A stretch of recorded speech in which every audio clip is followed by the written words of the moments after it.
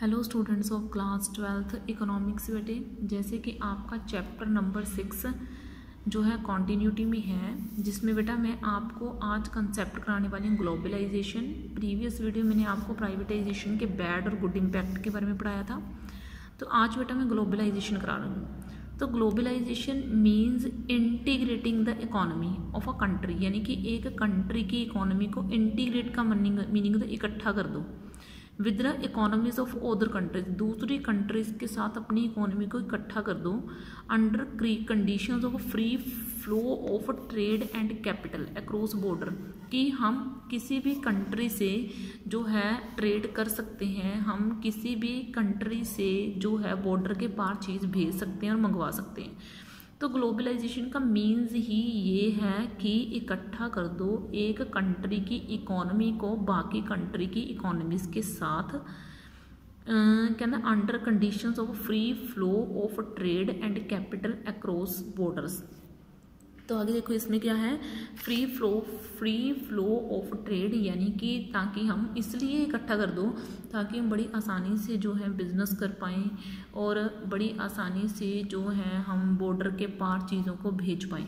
ठीक है, तो अगर मैं आपको अच्छे से बोलना चाहूँ तो ग्लोबलाइजेशन में भी डिफाइंड, इसको मैं कैसे डिफाइन कर सकती हूँ, as a process associated with increasing openness. Openness का मीनिंग होता है, हमारी ना दो तरह की इकॉनमी होती है, एक तो इकॉनमी होती है क्लोज्ड इकॉनमी, एक होती है ओपन इकॉनमी। क्लोज्ड इकॉनमी का मीनिंग है कि हम किसी भी कंट्री के साथ एक्सपोर्ट इम्पोर्ट का बिजनेस नहीं कर रहे। ओपननेस का मीनिंग है कि हम किसी खास कंट्री के साथ या बहुत सारी कंट्रीज़ के साथ हमारा रिलेशन है ट्रेड से रिलेटेड।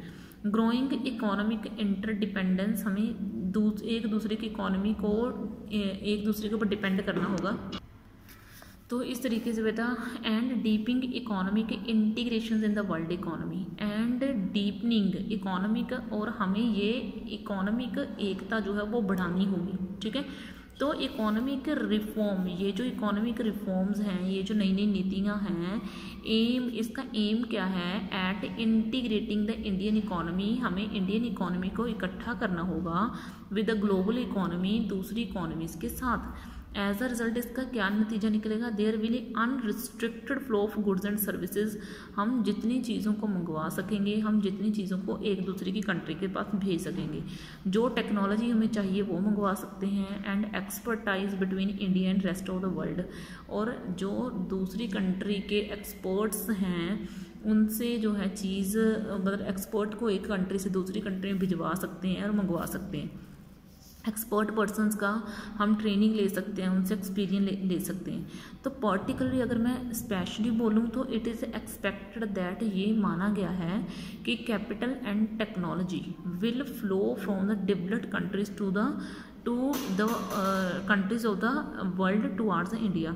तो अगर मैं ग्लोबलाइजेशन का कंसेप्ट थोड़ा सा बड़ा कर दूं और इसको मैं अगर आपको समझाना चाहूँ तो मैं ये बोल सकती हूँ कि कैपिटल एंड टेक्नोलॉजी का जो फ्लो है वो डेवलप्ड कंट्रीज से जो है इंडिया की तरफ होने लगेगा। ठीक है, भी इंडिया इसके लिए तैयार रहेगा अगर वो ग्लोबलाइजेशन का स्टेप ले लेता है। तो आगे है policy strategies promoting globalization of the Indian economy. Policies कौन सी हैं जो ग्लोबलाइजेशन को प्रमोट करती हैं, इंडियन इकोनॉमी में ग्लोबलाइजेशन को प्रमोट करती हैं, कौन कौन सी पॉलिसीज़ चलाई गई हैं। तो देखो बेटा, ये पॉलिसीज़ के ज़्यादा तो मैं आपको आज नहीं पढ़ा सकती, थोड़ी सी पॉलिसीज़ के बारे में मैं आपको समझा दूंगी। ठीक है, अगर हो सका तो सारी कवर करवा दूंगी। Increase in equity limit of foreign investment. Foreign investment का मीनिंग क्या है कि जो बाहर से लोग इन्वेस्टमेंट करने आते हैं उनकी बात करी गई है। ठीक है, foreign investment. Equity limit of foreign capital investment has been raised. पहले जो थे दूसरी कंट्री से आने वाले लोगों के ऊपर रिस्ट्रिक्शन थी कि आप इतना ज़्यादा जो है नहीं कर सकते इन्वेस्टमेंट। ठीक है, तो लेकिन बाद में इस लिमिट को बढ़ा दिया गया, जो इन्वेस्टमेंट करने की लिमिट थी वो 51 से 100% कर दी, कि पहले 51% तक का ही इन्वेस्टमेंट कर सकते थे। यानी कि 100% का मीनिंग क्या हो गया कि अगर कोई बंदा हमारी कंट्री में आके कोई नई इंडस्ट्री, कोई नई फैक्ट्री खोलना चाहता है तो उसको इतनी रेंज है, इतनी छूट है कि वो कर सकता है। ठीक है। इन 47 हाई प्रायोरिटी इंडस्ट्रीज़, हमारी 47 हाई प्रायोरिटी इंडस्ट्रीज़ हैं। फॉरेन डायरेक्ट इन्वेस्टमेंट का मतलब है कि पर्सन सीधे आते हैं और हमारी कंट्री में आके इन्वेस्टमेंट करते हैं। To the extent of 100% has been allowed without any restriction and tapism. तो यानी कि जो फॉरेन डायरेक्ट इन्वेस्टमेंट है टू द एक्सटेंट ऑफ 100% बढ़ाने के लिए भी लोगों को 100% के लिए मनाया जा सके, तो 100% तक लेके जाने के लिए तो allowed without and restriction and tapism, उनके ऊपर कोई भी तरह की पाबंदी नहीं लगाई गई है। उनको बोला गया कि आप जैसे करना चाहते हो आप कर सकते हो। तो हाउ एवर इस तरीके से कि जो फॉरेन एक्सचेंज मैनेजमेंट है हैज़ बिन इन्फोर्स, उसने भी इन्फोर्स किया। Compliance to FEMA has been accorded high priority. FEMA I means FEMA यानी कि FEMA यानी कि फॉरेन एक्सचेंज मैनेजमेंट एक्ट, ठीक है, इसको हाई प्रायोरिटी दी, ठीक है, इसको एक बड़े लेवल के ऊपर लेके गई। आगे है नंबर 2 के पार्शियल यानी कि पार्शियल कन्वर्टिबिलिटी। तो इसका मीनिंग क्या है? To achieve the objective of globalisation, अगर हमें ग्लोबलाइजेशन का प्रोसेस लेके जाना है तो पार्शियल जो है यानी कि convertibility of Indian rupees has been allowed for the following transaction, यानी कि हमें कुछ खास मोटिव्स के लिए इंडिया की करेंसी को क्या करना होगा, चेंज करना होगा। किसके लिए चेंज करना होगा? Import and export of goods and services. अगर एक्सपोर्ट एंड इम्पोर्ट चाहिए हमें गुड्स एंड सर्विसेज का, इम्पोर्ट यानी कि अपनी कंट्री में पैसा चाहिए, अपनी कंट्री में हम किसी दूसरी कंट्री की चीज़ लेके आना चाहते हैं तो हमें वहाँ पे इंडियन करेंसी को प्रेफरेंस दिलवानी चाहिए।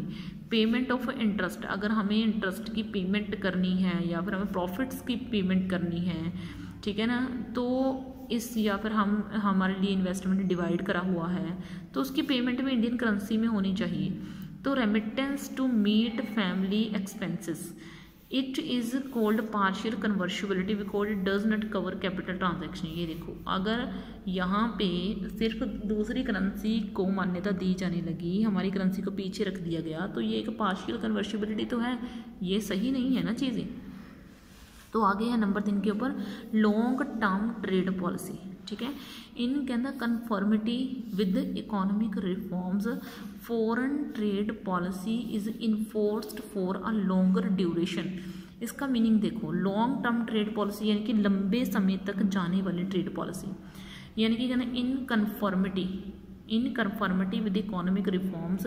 अगर हम इकोनॉमिक रिफॉर्म्स के बारे में बात करें यानी कि इंडिया की जो नीतियाँ हैं उनके बारे में बात करें, तो जो फॉरेन ट्रेड पॉलिसी है इज़ इन्फोर्स्ड, इसको इन्फोर्स करा गया फॉर अ लॉन्ग ड्यूरेशन, यानी कि इसको एक बहुत लंबे समय तक लेके जाने की कोशिश करी गई।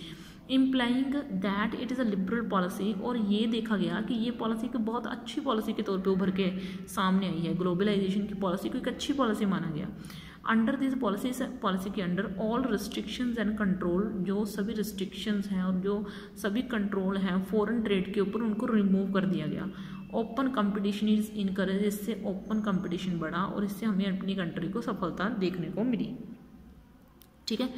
तो आगे देखो बेटा, आगे है नंबर 4 का tariff in reduction in tariffs, यानी कि in order to encourage competitiveness, यानी कि अगर हमें कम्पिटिटिवनेस को सुधारना चाहिए तो tariff barriers have been, tariff barriers का मीनिंग है जो इसको रोकते हैं, क्या ना, हैव बिन विड्रोल, इसको विड्रॉ करना चाहिए, इसको बाहर निकालना चाहिए भी। ज़्यादातर गुड्स जो हम इंडिया से दूसरी कंट्री के बीच में आते हैं या दूसरी कंट्री से इंडिया के बीच में आते हैं, उन सभी को जो है उनके ऊपर जो हर एक तरह का टैक्स लगाया जाता है उनसे अपनी कंट्री को बाहर निकालना चाहिए। विड्रॉल ऑफ क्वांटिटेटिव रिस्ट्रिक्शन, यानी कि 2001 से लेके जो क्वांटिटेटिव रिस्ट्रिक्शंस हैं सभी इंपोर्ट के ऊपर, उसको टोटली विड्रॉ कर दिया गया है। तो इस तरीके से इंडिया जो है एक बहुत अच्छी कंट्री के रूप में उभर के आया है हमारे लिए, ठीक है। तो बेटा मैंने इस लेक्चर में आपको थोड़ा सा समझा दिया ग्लोबलाइजेशन का कंसेप्ट, और बेटा मैंने करा दिया आपको उन पॉलिसीज़ के बारे में जो इसको प्रमोट करने के लिए नेसेसरी हैं, ठीक है। तो बाकी बेटा आपका नेक्स्ट क्लास में, इस क्लास में आपके लिए इतना ही बहुत है। ओके देन बच्चे, थैंक यू बेटा जी।